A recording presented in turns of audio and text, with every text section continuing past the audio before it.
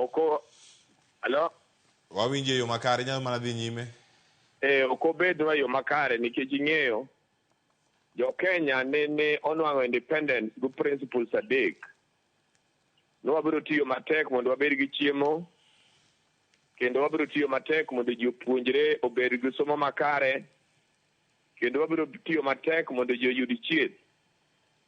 Ngeche ne Jokenya mane noyudo manokonyowa boyudo independence jodongo machon kama noting'o jaduong' Ramogi, noting'o Tom Mboya, noting'o Agwingi Kodhek, noting'o Jomo Kenyatta, Kungu Karumba gini. Joka nene ong'eyo ni kawasoyudo somo to isomo kanyo wabiro nwang'o joma timo infrastructure mabiro gero ndara, wabiro nwang'o jomosomo economy ma industries biro betie, wabiro nwang'o jogo mabiro kelo chieth makare yor loso piny. Omiyo gima maduong' ma osetimore en ni joma osetiyo pinyni ok osodhi kodwa maber, especially nyaka nyo multiparty donji. Wanyalo kwano jaduong' Kibaki kende kane nokelo gimiluongo no CDF, to kelo free education. To kine kama gi sani piny masani jatelo masani oloko duto nukoro kete kendo scale moro machielo nukori pimo ji, to pimo ji no biro kelo corruption, nikech Jakenya masani ok en Jakenya maber. Obed Jakenya matiyo, obed Jakenya monego kony, ok en Jakenya maber, nikech Jakenya masani en Jakenya makite olokore, en ng'ama dwaro gimoro amora mondo miye nono.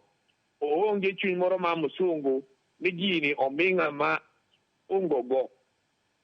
Omiyo independence wa celebrate kawuono ka e ber, to president gimanye president otimo en oketo gimanyocho ok bomasta mondo piny obed gi kwe.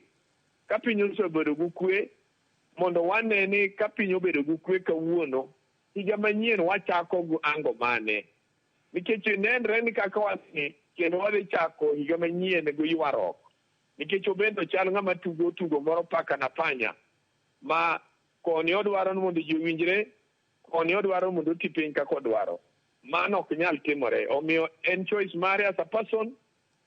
Jakom Raila Amolo Odinga nyocha osomie thuolo boyie na okay, ara matin mwayudo ni wakiti winjruok mondo ondiki obed gi makare, mondo tijni otire yo makare.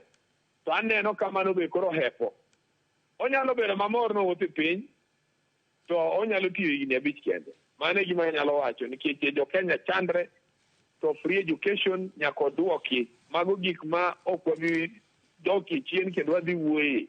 Bedo ne economy rach, bedo ne economy ber, wach mar free education mano kwa compromise gi president. Gima waso achieve as a country. Wach mar health ema sani wadwa deal go, ma en elephant in the room. Ma en monego rang no subtande, yien bete nade, to ka gin yien mikwalo to wadil gi jokwego nade. Wach mar chiemo, Kenya nyaka bed gu sembni mage ma ogole chiemo monyalo konyo go kare nitie. Ineno kaka sani wacho ne El Nino baro piny ma pi obaro kamoro amora, ni pir daro ji. Sani pigno koro dhi at a waste.